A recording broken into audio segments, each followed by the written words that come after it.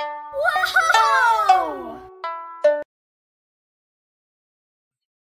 Bonjour, Bonjour. peux-tu te présenter rapidement? Alors, Thierry Berthaud, je suis producteur de lait en Normandie, dans le département de l'Eure. Donc, je suis associé avec mon frère et bientôt mon fils. Nous avons un troupeau de 95 vaches laitières. Pourquoi as-tu choisi ton métier d'éleveur? Alors, métier d'éleveur, ben, c'est avant tout une passion, hein.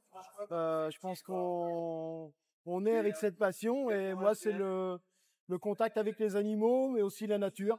Donc, travailler avec du vivant. Pourquoi as-tu décidé d'être laitier? Laitier, mais c'est la passion des animaux aussi. Et puis, de voir que c'était un produit noble qu'on pouvait transformer en plusieurs matières, ça me passionnait. Qu'est-ce qui te plaît le plus dans ton métier? Qu'est-ce qui me plaît le plus? De la diversité, d'avoir une journée. Il n'y a pas de journée type. Tous les jours sont différents. Et on travaille aussi en fonction de la météo, de la nature. Donc ça, c'est important. Explique-moi les différentes étapes pour le lait. Pour le lait, en fait, le lait, du coup, il sort du pied de la vache. Donc là, il est à 38 degrés. Donc là, il va être refroidi pour pouvoir se conserver. Ensuite, nous, il est collecté par on livre notre lait à une coopérative. Donc, il est collecté toutes les 48 heures. Et ensuite, suivant l'endroit où il va être transféré, il sera ou transformé en yaourt, ou en beurre, ou en crème, ou en fromage, suivant la destination. Quelle machine utilises-tu pour le lait? Alors, nous, c'est une machine à traire pour extraire le lait du pied de la vache. C'est une machine à traire. Donc, la traite, elle a lieu 2 fois par jour, matin et soir.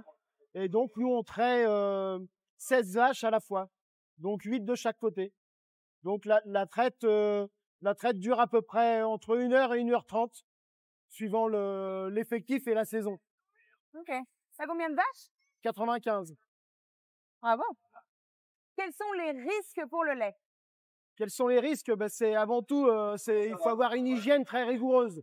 Parce que le lait, c'est un produit vivant. Donc, si jamais on le sort du pied de la vache et il n'est pas refroidi immédiatement, le lendemain, il est impropre à la consommation. Parce que le fait que c'est une matière vivante, il y a des germes qui vont se développer. Et le lendemain, le lait, il sera tourné.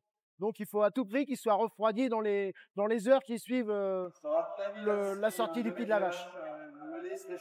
As-tu une anecdote ou une info étonnante sur le lait? Sur le lait, c'est la différence de couleur suivant l'alimentation des animaux. Quand les vaches vont pâturer à partir du mois de mars, le lait va être plus jaune. Donc voilà, ça change suivant les saisons. Qu'est-ce qui te rend fier tous les jours? Qu'est-ce qui me rend fier? C'est